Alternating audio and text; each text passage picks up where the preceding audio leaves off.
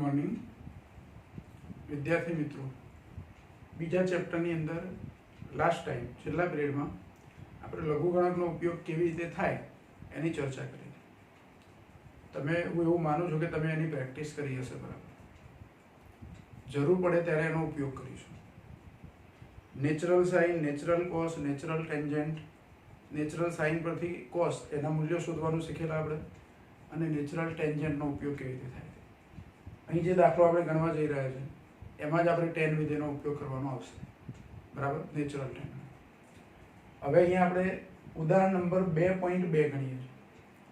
ઉદાહરણ નંબર 1.1 એ આપણે પેલા ડિગ્રીને રેડિયનમાં કેવી રીતે ફેરવાય, મિનિટને રેડિયનમાં કેવી રીતે ફેરવાય ખૂણાઓમાં, સેકન્ડને રેડિયનમાં કેવી રીતે ફેરવાય, 1 ડિગ્રી એટલે કેટલા રેડિયન, 1 મિનિટ એટલે કેટલા રેડિયન, અને 1 સેકન્ડ એટલે કેટલા રેડિયન, એવી જે ગણતરી કરી હતી તે આપણું ઉદાહરણ 1 હતું.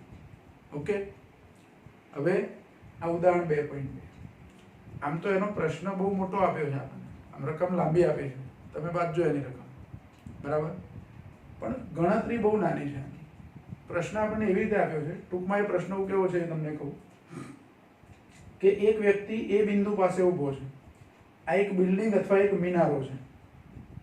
અહીંયા એની પાસે ઊભો છે અને ત્યાં ઊભા ઊભા મિનારાની ટોચ એટલે કે અહીંયા સી બિંદુ એને જુએ છે આમ ઉપર. પછી અહીંથી એ ચાલતો ચાલતો મિનારાથી ચાલતો ચાલતો 100 મીટર દૂર આવેલા બીજા એક બિંદુ બી પર જાય છે, જમીન પર. આ જમીન છે અને બી બિંદુએ જઈ અને સી બિંદુનું નિરીક્ષણ કરે છે. જે અહીંથી સી બિંદુનું નિરીક્ષણ કરેલું તો એની નિરીક્ષણ દિશા થઈ જે શિરોલંબ છે, અને અહીંયા આવ્યા પછી નિરીક્ષણ કર્યું તો એની નિરીક્ષણ દિશા થઈ.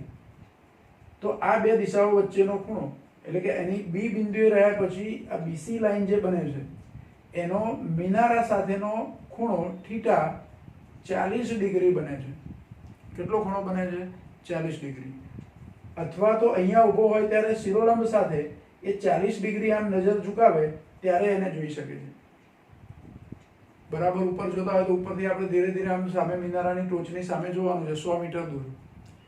તો શિરોલંબ સાથે અહીંયા ખૂણો કેટલો બને છે? થીટા બરાબર 40. આ 40 બને તો આ 40 જ થાય. ભૂમિતિની અંદર આ બે ખૂણા યુગ્મ કોણ કહેવાય. કયા ખૂણા કહેવાય? યુગ્મ કોણ. અને યુગ્મ કોણ એકરૂપ સરખા. તો થીટા 40 આપ્યા છે. એ થી બી સુધીનું અંતર 100 મીટર આપ્યું છે.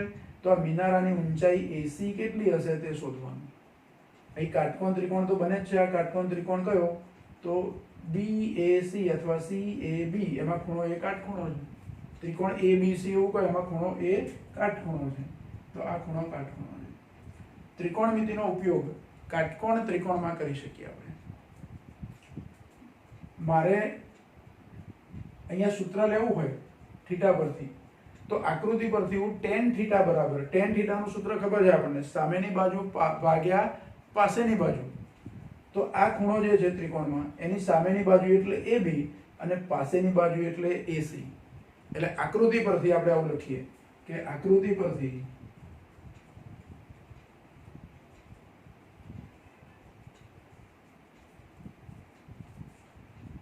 ત્રિકોણ ABC માં tan થીટા બરાબર સામેની બાજુ એટલે કે AB ભાગ્યા પાસેની બાજુ એટલે કે AC. હવે શોધવાનું શું છે? તો AC શોધવાના છે આપણે. તો શું થશે? AB/tan theta. આવું થાય. AB 100 આપ્યા છે ને tan થીટામાં tan 40 લેવાના છે.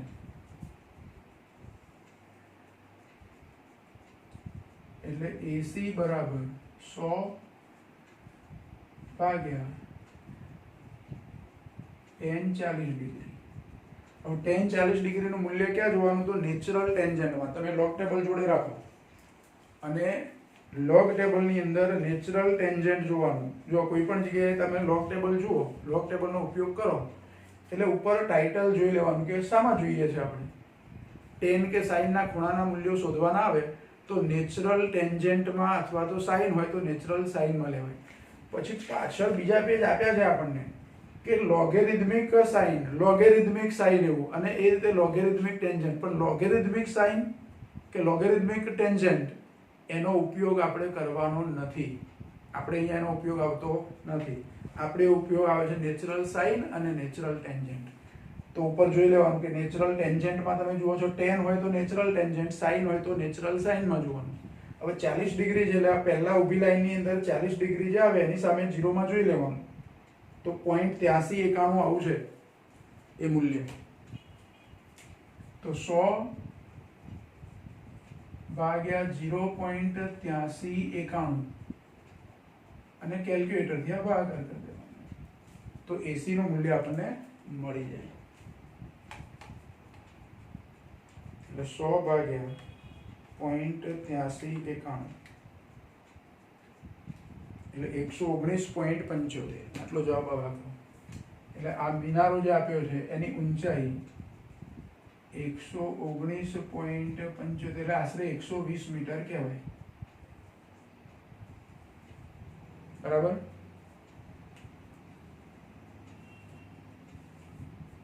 એટલે જો પહેલો પ્રશ્ન થયો આપણો, નેચરલ ટેન નો ઉપયોગ આવ્યો. ખૂણો આપ્યો છે, એક બાજુ આપી છે, કાટકોણ ત્રિકોણ છે એટલે બીજી બાજુ તમે શું કરી શકો? શોધી શકો. બીજી બાજુ મળી જાય પછી મારે આ ખૂણો શોધવો હોય તો એ શોધી શકાય. આમ તો આ 40 આપ્યો છે એટલે આ કેટલો થાય? આ 90 હોય, આ 40 હોય તો આ ખૂણો કેટલો થાય? એ સીધું સીધું શોધી શકો તમે. 90 માંથી 40 બાદ કરો એટલે 50, એટલે આ 50 નો ખૂણો થાય. અને આ 50 લઈને એની સામેની બાજુ તમે શોધી શકો. સામેની બાજુ ભાગ્યા પાસેની બાજુ કરીને tan 50 પરથી તો પણ જવાબ આવો જ મળે આપણને.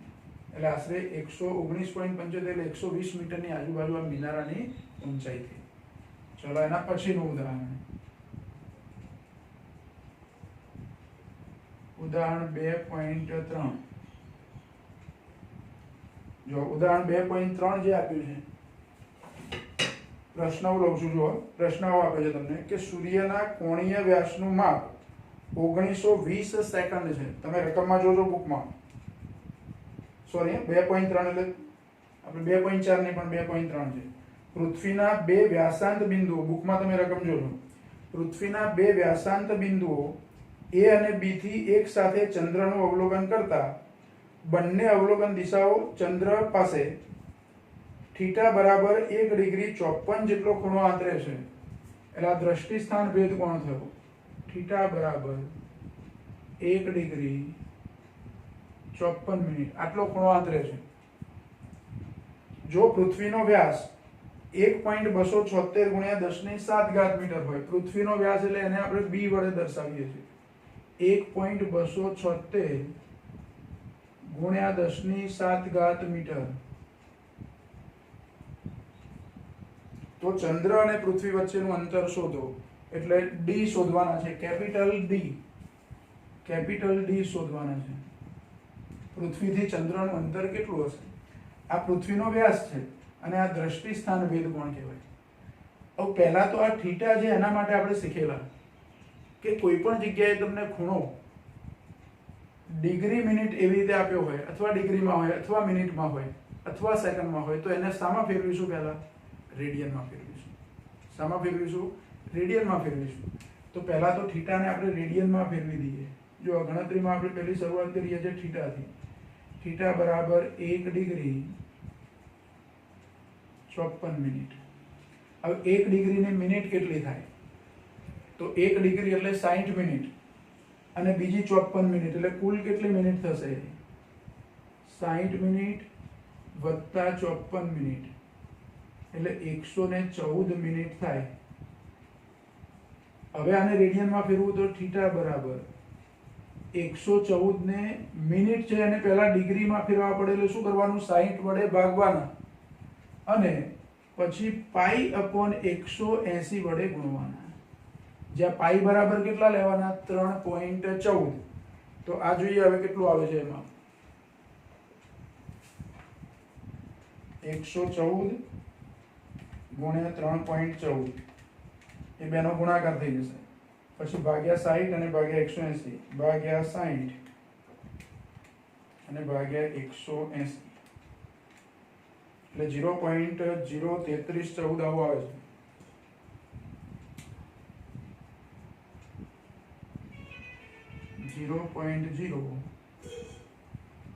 33 14 પછી 4 4 4 એવું આવે છે, પણ આપણે જરૂર નથી, આટલું જ રાખીએ. કયા એકમમાં મળ્યું આપણને આ? રેડિયન એકમ. કયો એકમ મળ્યો? રેડિયન એકમ. થીટા રેડિયનમાં મળી ગયા એટલે હવે આપણે દ્રષ્ટિ સ્થાન ભેદની રીતમાં સૂત્ર તૈયાર કરેલું ખબર હતું. એ સૂત્ર તારવેલું. d બરાબર b upon theta, capital D બરાબર સ્મોલ b અપોન થીટા. આ સૂત્ર હતું. તો કેપિટલ D બરાબર b અપોન થીટા. તો d બરાબર b ની કિંમત મૂકો તો 1.276 ગુણ્યા 10⁷ ભાગ્યા થીટાનું મૂલ્ય આપણે શોધી કાઢ્યું છે 0.03314. આનું સાદુરૂપ આપવાનું. તો 1.276 છે, 1.276 એને 0.03314 વડે ભાગવાનું. તો 38.5 મળે છે આપણને. 38.5 પછી 5 પછી 0 અને પછી બીજા આંકડા છે એટલે 4 આવું લખીએ ગુણ્યા 10⁷. અને જો 3.85 લખું તો 10⁸ થાય. આટલા મીટર કેપિટલ D. 3.85 ગુણ્યા 10⁸ મીટર.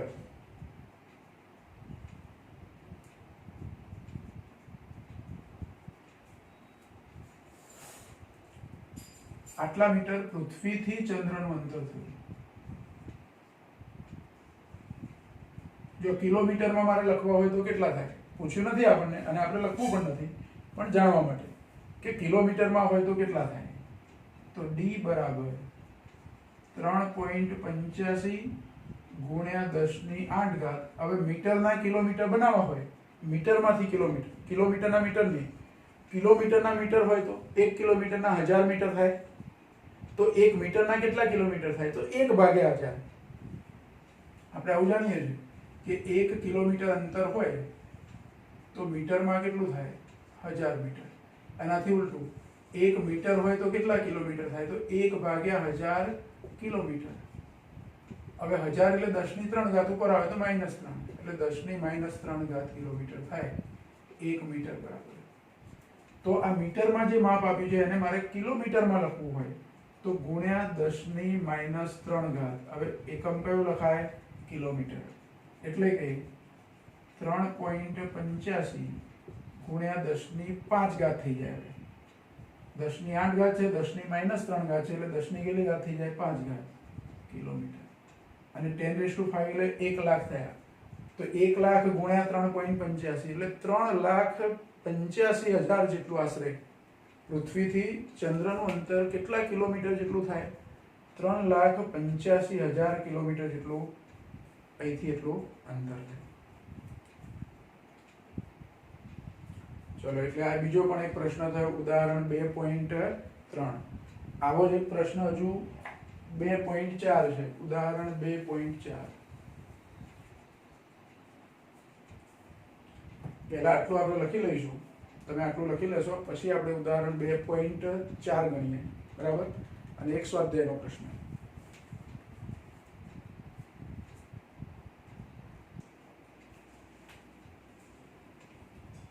જો પછી ઉદાહરણ નંબર 2.4 છે.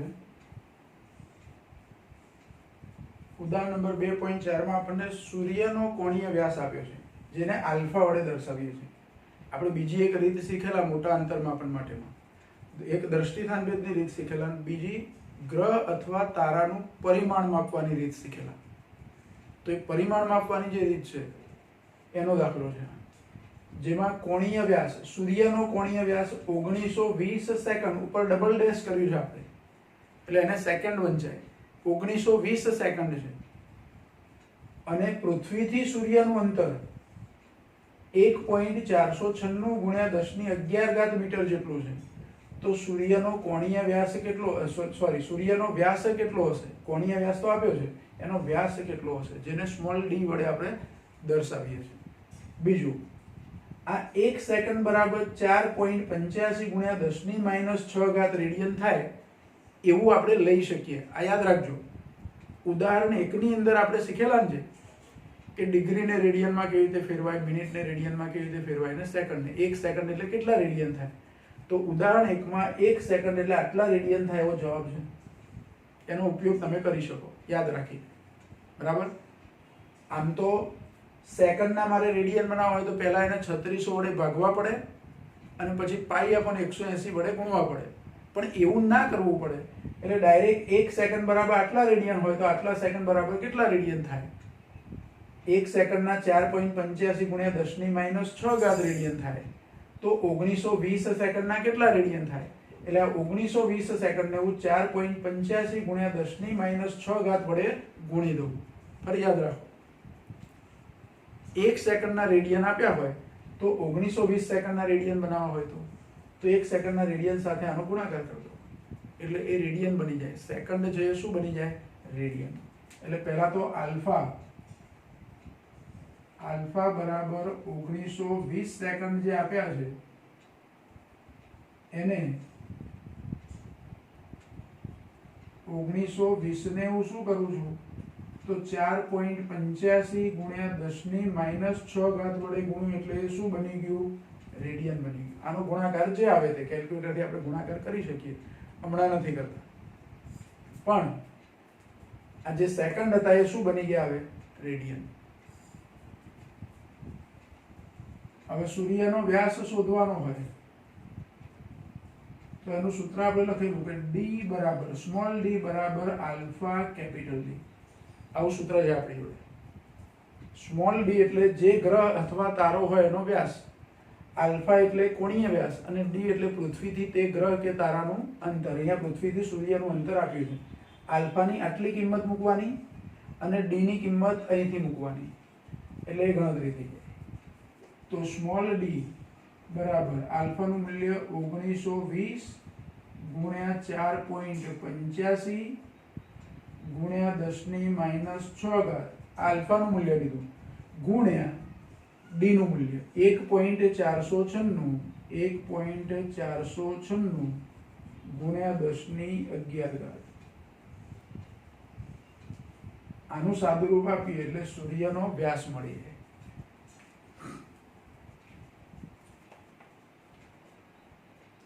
તો 1920 ગુણ્યા 4.85 1920 ગુણ્યા 4.85 ગુણ્યા 1.496 એટલે જવાબ આવે છે 13,930.7. આવો આવે છે 13,930.75 આવો આવે છે ગુણ્યા 10 ની ઘાત. 10 ની ઘાત અહીંયા -6 છે ને 11 છે. 11 પ્લસ છે. 11 માંથી 6 કાઢ નાખો એટલે 10 ની 5 ઘાત.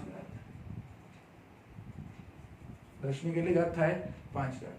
બીજું, આ દશાંશ ચિહ્ન મેં અહીંયા મૂક્યું છે એને મારે 1 અને 3 ની વચ્ચે લઈ જવું છે. એટલે કે પ્રમાણિત સ્વરૂપમાં આપણે જવાબ લખવો છે. આપણે કીધેલું કે આપણે જવાબો પ્રમાણિત સ્વરૂપમાં લખીશું.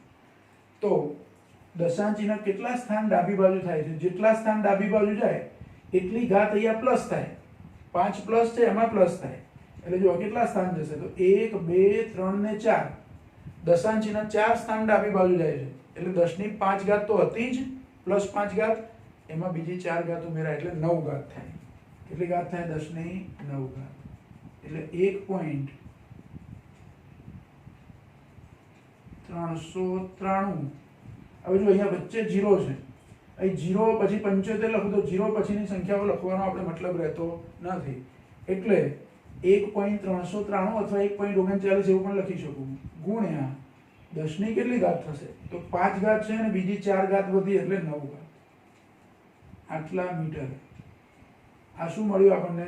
સૂર્યનો વ્યાસ મળ્યો. 1.393 ગુણ્યા 10 ની 9 ઘાત મીટર. બરાબર. જો બધા દાખલા જે ઉદાહરણો 2.3 ગણ્યો ને આ ગણ્યો તે લગભગ એક ટાઈપના છે. સૂત્ર જુદી રીતે વાપર્યું છે. બાકી જે મિનિટ કે ડિગ્રી કે સેકન્ડ આપ્યું એને રેડિયનમાં ફેરવવાનું છે અને પછી સાદા ગુણાકાર ભાગાકાર કરવાનો. બરાબર. ચલો આવો જ એક બીજો દાખલો સ્વાધ્યાયમાં પણ આપ્યો છે. જો તમે બુક તમારી જોડે હશે એમાં સ્વાધ્યાય જુઓ. સ્વાધ્યાયમાં એક દાખલો આપ્યો છે. સ્વાધ્યાયનો દાખલા નંબર 2.24. દાખલાના નંબર જે આપ્યા છે એમાં 2.24 નંબરનો દાખલો છે. એ પણ આવો જ દાખલો છે.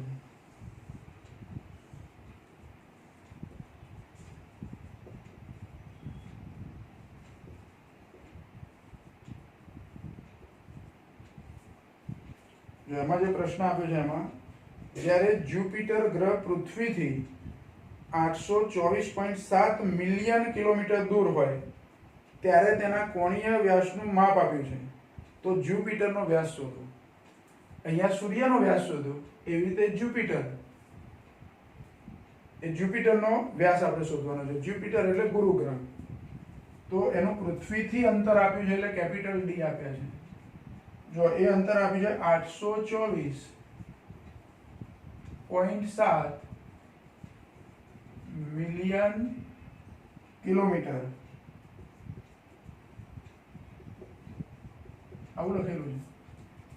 હવે આને મારે પહેલા તો મીટરમાં ફેરવું અથવા કિલોમીટરમાં રાખવું, તો મિલિયન એટલે કેટલા થાય જોવાનું. તો 824.7 મિલિયન એટલે 10 લાખ એટલે 10⁶, આવું કહેવાય કિલોમીટર. 824.7 ગુણ્યા 10⁶ કિલોમીટર. હવે જુઓ, કિલોમીટર છે એને મારે મીટરમાં લખવા હોય તો બીજા 10⁻³ ગુણી શકું, પણ આપણે એમ કિલોમીટર રાખીએ. બીજું આપણને શું આપ્યું છે, તો એનો કોણીય વ્યાસ આપ્યો છે. જ્યુપિટર એટલે કે ગુરુનો કોણીય વ્યાસ આપ્યો છે 35.72 સેકન્ડ. આલ્ફા બરાબર 35.72 સેકન્ડ એટલે ડબલ ડેશ. તો એનો વ્યાસ કેટલો હશે એટલે સ્મોલ ડી શોધવાના છે, બરાબર. એટલે સ્મોલ ડી નું મૂલ્ય શોધવાનું આપણને કીધું છે. જ્યુપિટરનો વ્યાસ શોધવાનું કીધું છે. હવે જુઓ, આ 35 પોઈન્ટ વચ્ચે પોઈન્ટ કરેલો છે એટલે 36 સેકન્ડ કરતા થોડુંક ઓછું, એટલે પોઈન્ટમાં સેકન્ડ લઈ શકાય. તો અહીંયા પણ આપણે 1 સેકન્ડ આપી હોય તો 1 સેકન્ડના રેડિયન કેટલા થાય, તો એ લખ્યા છે આપણે કે 4.85 ગુણ્યા 10⁻⁶ રેડિયન થાય 1 સેકન્ડના. 1 સેકન્ડના આટલા રેડિયન થાય તો 35.72 સેકન્ડના કેટલા, તો આને સીધા જ મારે આના વડે શું કરવાના, ગુણવાના.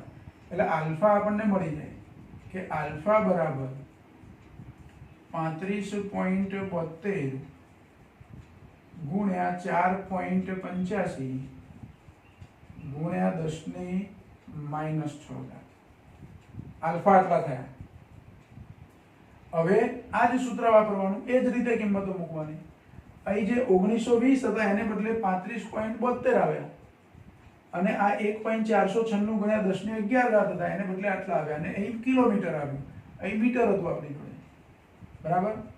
તો હવે ડી બરાબર સૂત્ર કયું, આલ્ફા કેપિટલ ડી.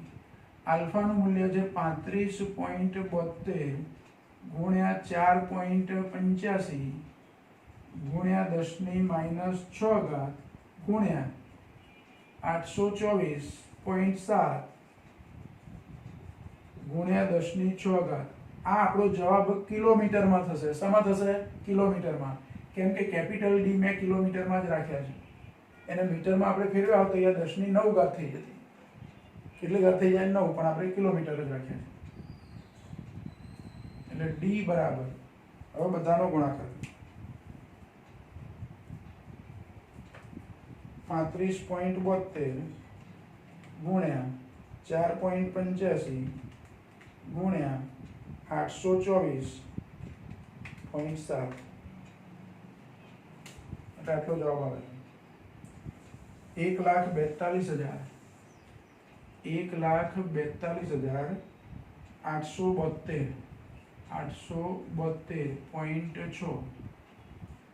હવે ઘાત જુઓ, 10⁻⁶ ને 10⁻+6 જતી રહેશે, એટલે 10ની ઘાત રહેશે નહીં, એટલે અહીં મારે સીધું શું લખી દેવાનું, કિલોમીટર.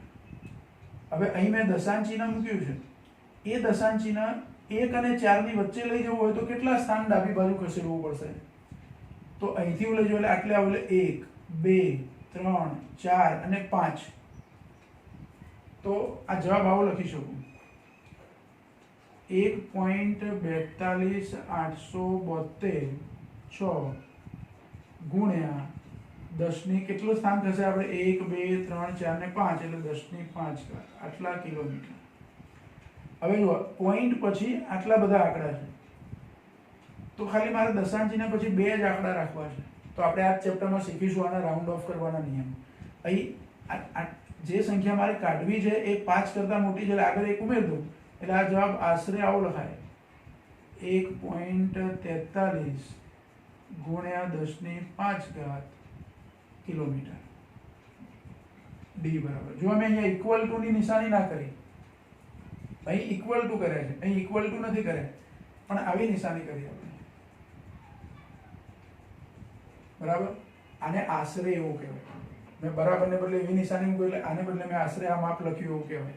એટલે આવી નિશાની મૂકી શકો અને ઇક્વલ ટુ મૂકો તો પણ વાંધો નહીં. એટલે આ ચોથો દાખલો આપણો થયો જ નહીં.